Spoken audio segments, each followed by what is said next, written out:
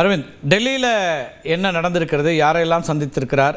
அவர் சொன்ன ரொம்ப சுருக்கமான செய்தியாளர் சந்திப்பு, ஆனால் அது சந்திப்புக்கு பின்னால் இருக்கக்கூடிய கருத்துக்கள் ரொம்ப அழுத்தமாக இருக்குது. என்னென்ன விஷயங்கள் நடக்கிறதா பார்க்கலாம். மத்திய உள்துறை அமைச்சர் அமித்ஷாவை சந்தித்திருப்பதாகத்தான் அதிமுகவின் முன்னாள் தலைவர்களில் ஒருவரான ஓ பன்னீர்செல்வம் தற்போது இந்த பேட்டியை கொடுத்திருக்கிறார். பாஜகவை பொறுத்தவரை தற்போது வரை பாஜக எடுத்திருக்கும் நிலைப்பாடானது அதிமுக விவகாரங்களில் எடப்பாடி பழனிசாமி அவருடைய கருத்துதான் இறுதியானது. அது அந்த உள் விவகாரங்களில் நாங்கள் தலையிட மாட்டோம் என்ற தங்களுடைய நிலைப்பாட்டில் பாஜக இன்னும் தெளிவாக இருப்பதாகத்தான் பாஜக தொடர்ந்து தெரிவித்து வந்திருந்தது. இதற்கு முன்பாக செங்கோட்டையன் சந்தித்த போதும் கூட பாஜகவை பொறுத்தவரை அதை ஒரு டவுன் பிளே தான் பண்ணியிருந்தாங்க. அதே போல தற்போது ஓபிஎஸ் சந்தித்ததை தற்போது வரை உள்துறை அமைச்சகத்திடமிருந்து எந்த ஒரு புகைப்படமோ எதுவும் தற்போது வரை வெளியிடப்படவில்லை.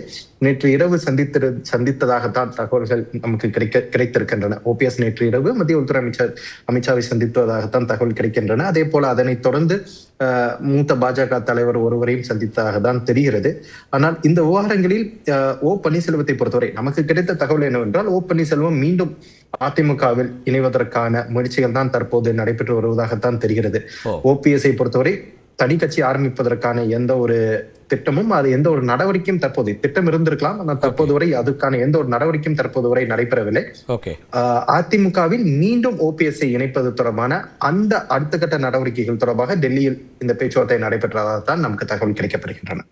இப்போ இணைப்பு அப்படிங்கிறது தான் அடிப்படையில் அதற்கான முயற்சிகள் நடக்கிறதாக பார்க்கலாமா? இப்போ 10ஆம் தேதி பொதுக்குழு இருக்குது, அதிமுகவோட பொதுக்குழு இருக்குது. அதற்கு முன்னதாக இந்த சந்திப்பு அப்படிங்கிறது ஒரு சிக்னிஃபிகன்ஸ்னு பார்க்கலாமா இந்த நேரத்தை? இல்லைங்க, இணைப்புங்கிற வார்த்தையை தாண்டி சேர்ப்புன்னு தான் பார்க்க போறோம். ஏன்னா ஓபிஎஸ் கூட ஒரு சில தலைவர்கள் இருக்கிறார்கள், அதுல மாற்று கருத்து கிடையாது. அதுல மனோஜ் பாண்டியன் மட்டும்தான் தற்போது வரை திமுகவில் சேர்ந்திருக்கிறார். அதனை தவிர்த்து ஓபிஎஸ் மனோஜ் பாண்டியனை தவிர்த்து இன்னமும் சில தலைவர்கள் ஓபிஎஸ் உடன் இருக்கிறார்கள். ஆனால் அவர்கள் ஓபிஎஸ் அதிமுகவில் சேரும்போது அவர்களும் அதிமுகவில் சேருவார்களா அல்லது அவர்கள் தனித்து தங்களுடைய நிலைப்பாட்டை எடுப்பார்களா என்ற கேள்வி மிக முக்கியமான கேள்வி. இந்த பாயிண்ட் குழப்பம் இருக்குன்னு நினைக்கிறீங்களா? அததான் மறுபடியும் ஹைலைட் பண்ணி சொல்றேன். இதுல இணைப்புங்கிற வார்த்தையை தாண்டி நான் சேர்ப்புங்கிற வார்த்தை, அதனாலதான் நான் கேட்கிறேன். நான் கேட்டதும் இணைப்புன்னதுக்கான அர்த்தமும் அதுவாக தான் இருந்தது. ஏன்னா தனித்து அவர் போய் பார்த்திருக்காரு. எப்போதும் குறைந்தபட்ச வைத்தியலிங்கமோ அல்லது அவரோடு இருக்கக்கூடிய நெருக்கமான யாராவது ஒருத்தர் கூட இருக்கிறதுக்கான வாய்ப்புகள் இருக்கும். இன்னைக்கு அவர் தனியா பார்க்கறதுனால அதையும் நான் ஸ்பெசிஃபை பண்ணி கேட்கிறேன்.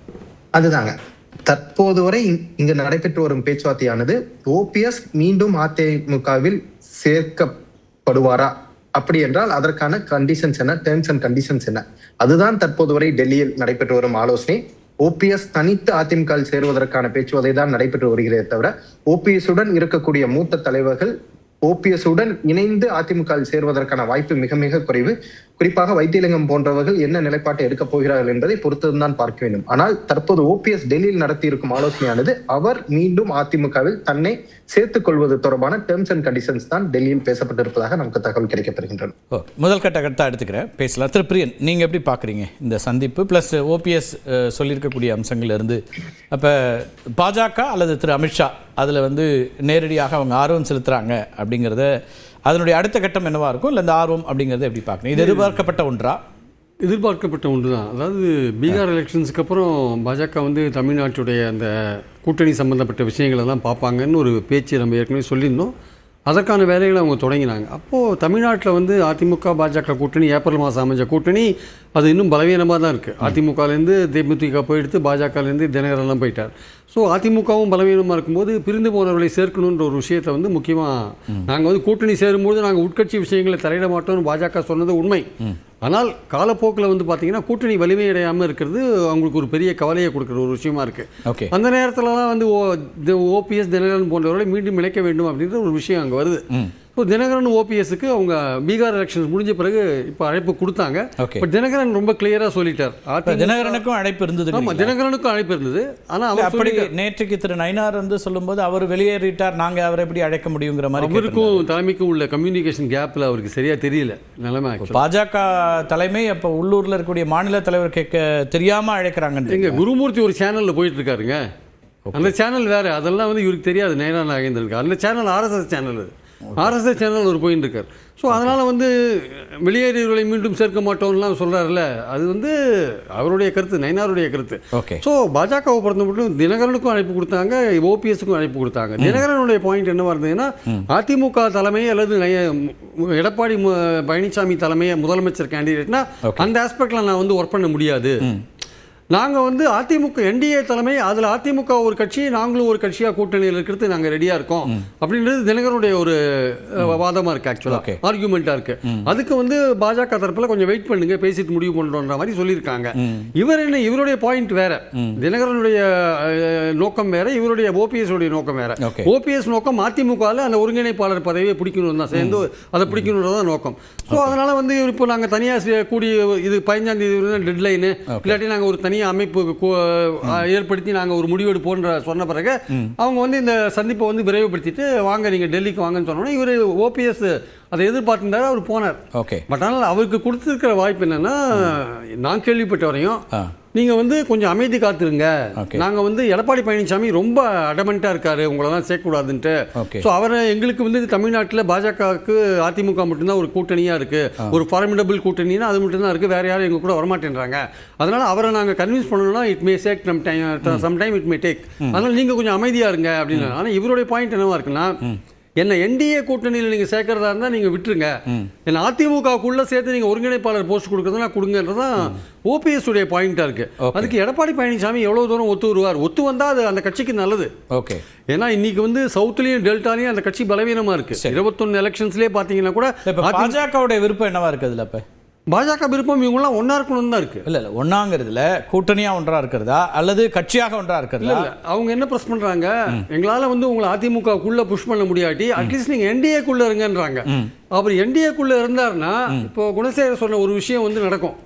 அதாவது OPSக்கு வேண்டியவங்க பல பேர் இருக்காங்கல்ல, அவங்க எந்த அளவுக்கு அவர் கூட போவாங்கன்னு தெரியாது. அதிமுகவுக்குள்ள போனாங்கன்னா அவங்களே அதிமுகவில் சேர்த்துட்டாங்கன்னா அவங்களாம் போறதுக்கான வாய்ப்புகள் இருக்கு. இல்லைங்க அதிமுகவில் உங்களுக்கு இடம் கிடையாதுங்க, நீங்க NDA வாங்க, ஒரு கட்சியை ஆரம்பிச்சு ஒரு அமைப்பா ஆரம்பிச்சு NDAக்குள்ள வாங்க அப்படின்னா அந்த பாயிண்ட்ல வந்து OPS கூட இருக்கிறவங்க ஒத்துக்க மாட்டாங்க, வேற ரூட் எடுக்கிறதுக்கான வாய்ப்புகள் இருக்கு. அவங்க OPS கூட இருக்கிறவங்க வைத்தியலிங்கமோ வேற யாரும் எக்ஸ்ஆர்வே நிறைய பேர் இருக்காங்க, மாவட்டத்துக்கு 2 பேர் இருப்பாங்க. இப்ப நீங்க வந்து திரு தினகரன் தனியா கட்சி ஆரம்பிச்சு தானே இருக்காரு, அவரை ஏற்றுக்கிறதுலயுமே சிக்கல் இருக்குல்ல? ஆமா, அவர் தான் கண்டிஷன் போடுறாரு. எடப்பாடி பழனிசாமி முதல்வர் கேண்டிடேட்டாவோ அஇஅதிமுக தலைமையோ அந்த கண்டிஷன்லாம் பிறகு தானே சார் வருது? இல்ல முதல்லயே அந்த கண்டிஷன் போடுறாரு அவர். ஓகே, நான் உங்க பேச்சுவார்த்தைக்கு வரதுக்கு முன்னாடியே இந்த பாயிண்ட் இருந்ததுன்னா வேண்டாங்க, இது டிஸ்கஸ் பண்றதுக்கு ஒண்ணுமே இல்லைன்றாரு ஆக்சுவலா.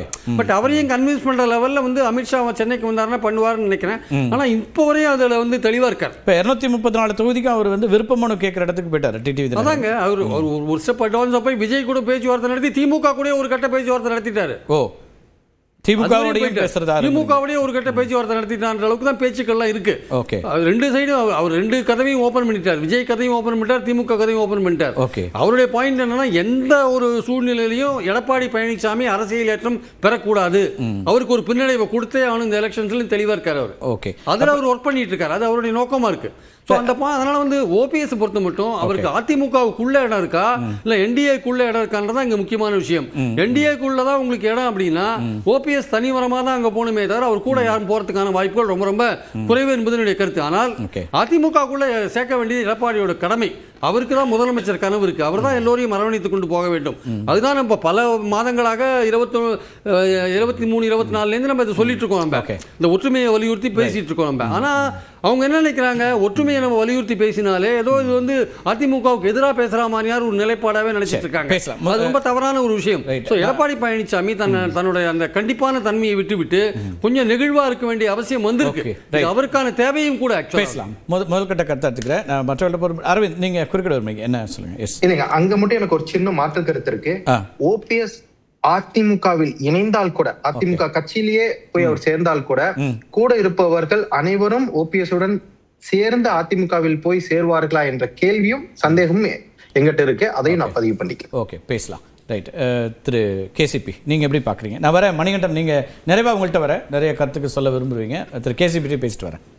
அதாவது திரு OPS அவர்களை பொறுத்த வரைக்கும் திரும்ப அதிமுகவில் இணைத்து கொண்டு பிரியன் சார் சொல்ற மாதிரி வந்து ஒருங்கிணைப்பாளர் அப்படிங்கிறது வந்து கற்பனையில கனவுல கூட ஒரு நடக்காத விஷயம். இதுல ஒரு விஷயம் கிளாரிஃபை பண்ணுங்க, நான் திரு பிரியன்ட்ட கேட்கல.